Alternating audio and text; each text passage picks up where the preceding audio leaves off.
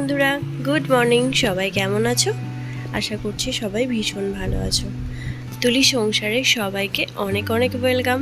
চলে এসেছি আবার একটি নতুন ব্লগ নিয়ে। আর আজকে ব্লগটা হচ্ছে সোমবারের। এখন বেজে গেছে সকাল 5:30। তো সকালবেলায় তোমাদেরকে সঙ্গে নিয়ে ব্লগটা শুরু করছি। দেখতে থাকো। আশা করছি আজকের ব্লগটাও তোমাদের খুব ভালো লাগবে।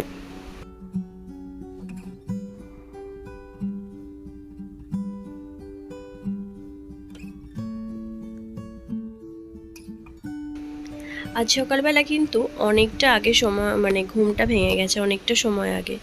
মোটামুটি 5:30টার দিকে আমি ঘুম থেকে উঠে পড়েছি। আর কালকে রাতে জানো তো অনেকটা তাড়াতাড়ি ঘুমাতে গিয়েও ছিলাম, অনেকটা তাড়াতাড়ি শুয়ে পড়েছিলাম। কারণ আজ থেকে ইন্দুর অনেক দিন পর স্কুল শুরু হচ্ছে। তো সকালবেলায় ওকে রেডি করা, ওর ড্রেস রেডি করা, ওর টিফিন রেডি করা, সমস্ত কিছু নিয়েই আমার থাকবে প্রচণ্ড চাপ। সেই জন্যই আমি কালকে রাত্রে অ্যালার্ম দিয়ে রেখেছিলাম যে 5:30। তো তারপর আমি সঙ্গে সঙ্গে অ্যালার্ম বাজার সঙ্গে সঙ্গে উঠেও পড়েছি ঘুম থেকে। আর যেহেতু অনেকটা রাত্রে ঘুমাইনি, একটু তাড়াতাড়ি শুয়ে পড়েছিলাম কালকে, সেহেতু ঘুমটাও ভেঙে গেছে। আর দেখো, ঘুমটা ভেঙে যখন উঠেছি, ওঠার পরেই ব্রাশ করে নিয়েছি। আর করে নেওয়ার পরেই প্রথমে আমি ইন্দুর ড্রেসটা আয়রন করে রেখে দিলাম। আর ড্রেসটা আয়রন করলাম ফার্স্টেই, কারণ যখন ওর ড্রেসটা পরবে তখন যদি গরম থাকে তাহলে ওর এই গরমের মধ্যে আরও বেশি কষ্ট হবে। তো সেই কারণে ড্রেসটা প্রথমে আয়রন করে নিলাম। আর তারপর চলে এলাম ওর জন্য টিফিন বানাতে। এখানে আমি রুটির আটাটাও কালকে মেখে রাখা হয়নি। তো আজকে সকালবেলা ঘুম থেকে উঠেই আমি আটাটা মাখলাম, ড্রেসটা রেডি করার পর তারপর আটাটা মেখে নিলাম। আর তারপর রুটিগুলো করে নিলাম। আর তার আগে এখানে রুটির যে তরকারিটা সেটা আমি করে রেখেছিলাম। আর জানো তো, 4টে রুটি করলাম, দুটো ছোট ছোট 3টে রুটি ইন্দুকে দেব, 2টো রুটি। আর 2টো না, 3টে রুটি দেব। আর সঙ্গে বিনি সোনার জন্য একটা রেখে দেবো, যদি ও খায় তো খাবে, না হলে আবার না খেতেও পারে। তো দেখো, এখন সমস্ত কিছু রেডি করে নিয়ে আমি ওর টিফিনটা গুছিয়ে দিচ্ছি। আর এরপরেই ও বেরিয়ে যাবে স্কুলে। ওর 7:20 বাস, তো তারপর ও চলে যাবে স্কুলে।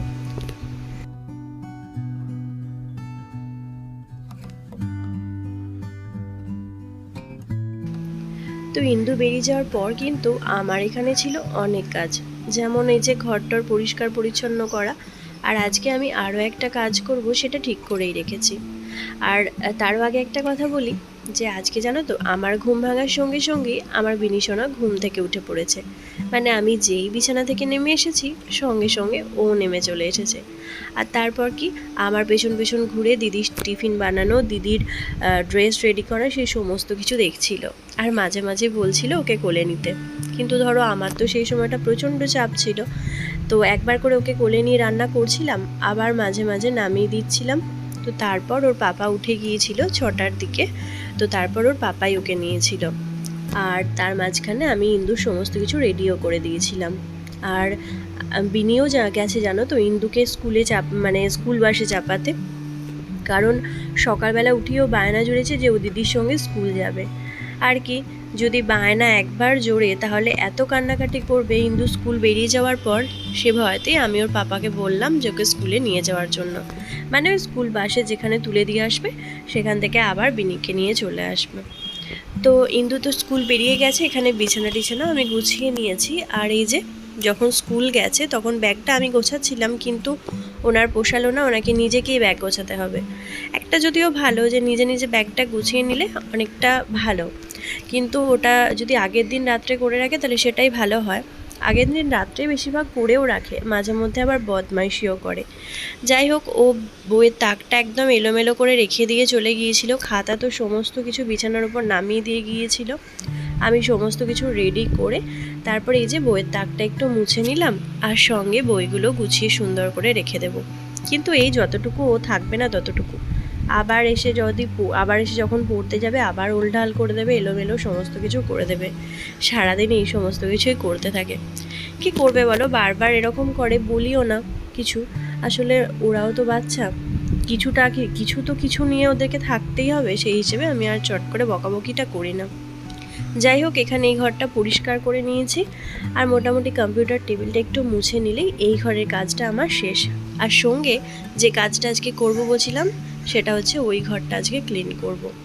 তো ক্লিন করব বলতে ওই ঘরে যে তাকগুলো আছে সে তাকে প্রচুর জিনিস আছে, সেই জিনিসগুলো আজকে ক্লিন করব, আর সেটাই আজকে তোমাদের সঙ্গে শেয়ার করব।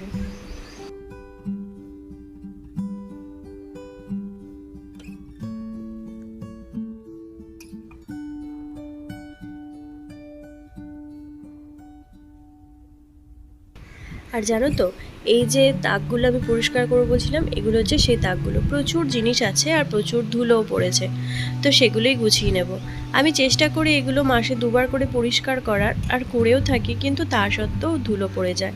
তো এবার ঠিক করেছি যে এগুলো একটা বক্সের মধ্যে ঢুকিয়ে রেখে দেবো, তাহলে আর আমার এতটা সমস্যা হবে না।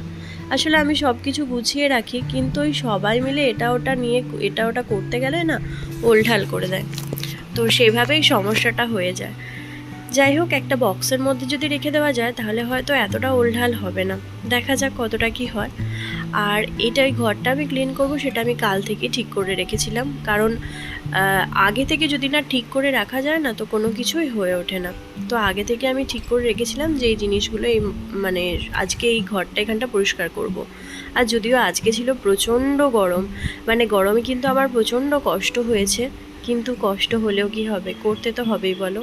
আমার ঘর তো আর কেউ পরিষ্কার করতে আসবে না, নিজের ঘরকে নিজেকেই পরিষ্কার পরিচ্ছন্ন রাখতে হবে। আর পরিষ্কার পরিচ্ছন্ন যত ঘর থাকবে ততই লক্ষ্মীশ্রী বজায় থাকবে, এটাই হলো কথা, মানে বড়দের কথা। যাই হোক, আমি পুরো তাকটা, উপরের তাকটা মুছে নিয়েছি। আর যে সমস্ত ওষুধগুলো ছিল সেগুলো দুটো কৌটোর মধ্যে ভরে রেখেছি, আর সঙ্গে যে শিশি যে ওষুধগুলো ছিল সেগুলো আমি এই ফ্লিপকার্টের এই বক্সটার মধ্যে রেখে দিয়েছি, যার ফলে মানে খুঁজতে খুব একটা অসুবিধা হবে না।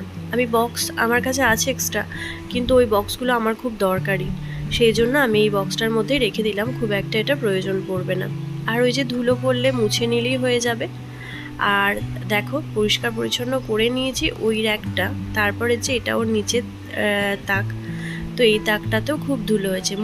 মোট 3টে তাক আছে, 3টে তাকের প্রত্যেকটা তাকে বেশ ধুলো জমেছে আর বেশ নোংরাও হয়েছে।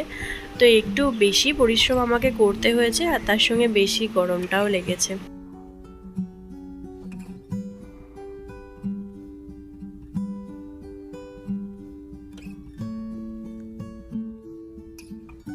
আর এখানে জানো তো, যে পেপারগুলো পাতছি সেই পেপারগুলো কিন্তু এখানে পাতাই ছিল, ওগুলো একটু উল্টে দিয়ে সেগুলো পেতে দিলাম। আর এই যে এই মানে মেডেলটা দেখছো, এইটা ইন্দুর পাওনা। এটা একটা বছর ও কাঞ্চন উৎসবে ফার্স্ট হয়েছিল, আর এটা আর একটা বছর সেকেন্ড হয়েছিল, সেই 2 বছর। মানে আমার 2 ননদের মেয়ে আছে, তো তারাই কিন্তু ওকে নিয়ে গিয়েছিল, আর নিয়ে গিয়ে ও গোয়াজুলাইকে ও ফার্স্ট হয়েছিল 2 বছর, 1 বছর ফার্স্ট হয়েছিল, 1 বছর সেকেন্ড হয়েছিল। তো তারপর থেকে আর এবছর আর যাওয়া হয়নি, মানে আমার তো অবস্থা এমনি অসুবিধা আছে পাটা নিয়ে, আর তাছাড়া জানো তো খুব রাত হয় ওই প্রোগ্রাম হতে, তো সেই জন্য আর এবছর যেতে পারিনি। আর এই যে সমস্ত জিনিস যেগুলো থাকে সেগুলো একটা বক্সের মধ্যে ঢুকিয়ে রেখে দিচ্ছি, তার ফলে কি নিতে সুবিধা হবে। আর এই 20 টাকাটা দেখালাম, এটা না কেটে গেছে, জানো তো। কেটে গেছে বলতে কি, আমার বিনিশোনা না টাকাটা নিয়ে ছিঁড়ে দিয়েছে, তো তার ফলেই কেটে গেছে, কি আর করা। মানে ছোটো বাচ্চা হয়তো কোনো সময় টাকা হাতে পেয়েছে, তো সেটা নিয়ে কিছু জানে না, তো কাগজ মনে করে সেটাকে কেটে ফেলেছে, তো সেটা আমি যত্ন করে রেখে দিয়েছি, কি আর করব। তো এই বক্সটার মধ্যে অনেক রকমের অনেক কিছু জিনিস রাখলাম, সঙ্গে এই তোমাদের দাদার এই ফোনটা রাখলাম, যে ফোনটা ওর সবার প্রথমে কিনেছিল, মানে অনেক বছর আগেকার কথা। তো এই ফোনটাও যত্ন করে কিন্তু আমি রেখে দিয়েছি। আমার নিজের ফোনগুলো হারিয়ে গেছে, মানে আমার ফার্স্ট একটা আমার ছোট ফোন ছিল, সেটা আমার বিয়ের পর, মানে বিয়ের আগে ছিল, আমার মা আমাকে কিনে দিয়েছিল, তো সেটা হারিয়ে গেছে। আর তার সঙ্গে বিয়ের পর আমার বড় যা আমাকে একটা ফোন দিয়েছিল, সেটাও হারিয়ে গেছে। তোমাদের দাদা আমাকে একটা ফোন কিনে দিয়েছিল, সেটাও হারিয়ে গেছে। মানে 3-4টে ফোন আমার ওরকমভাবেই হারিয়ে গেছে। তো এই যে পুরো তাক দেখো এখন আমি গুছিয়ে নিয়েছি, আর কত সুন্দর পরিষ্কার দেখতে লাগছে। তো এখানে দেখো পুরো একদম গোছানো হয়ে গেছে, আর দেখতে কিন্তু বেশ ভালোই লাগছে। কিন্তু কটা দিন থাকবে সেটা বলতে পারছি না, আবার অগোছালো হয়ে যাবে, আবারও ঠিক করতে হবে। তো এইভাবেই সবাইকেই চলতে হয়। আর এদিকে দেখো আমি ঘরটর পরিষ্কার করে নিয়ে এখন চলে এসেছি স্নান টান করে, কারণ প্রচণ্ড ঘেমে গিয়েছিলাম সেই জন্য। আর তার মধ্যে গায়ে প্রচণ্ড ধুলো লেগেছিল, যেহেতু ওই জায়গাগুলো একটু বেশি ধুলো হয়ে গিয়েছিল, তাই ধুলোটাও গায়েতে একটু বেশিই লেগেছিল। তাই ভাবলাম একবারে স্নান করে নিই আর তারপর রান্না করব। আর আজকে জানো তো ডাল, পোস্ত আর পটল ভাজা এগুলোই করেছিলাম, সেরকম বেশি কিছু রান্না করিনি।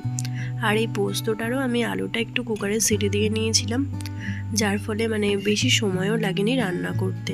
আমি আজকে চেষ্টাই করেছিলাম যে রান্নাতে খুব একটা সময় না দিয়ে ঘরটা গুছিয়ে নেব, তো সেটাই করেছিলাম।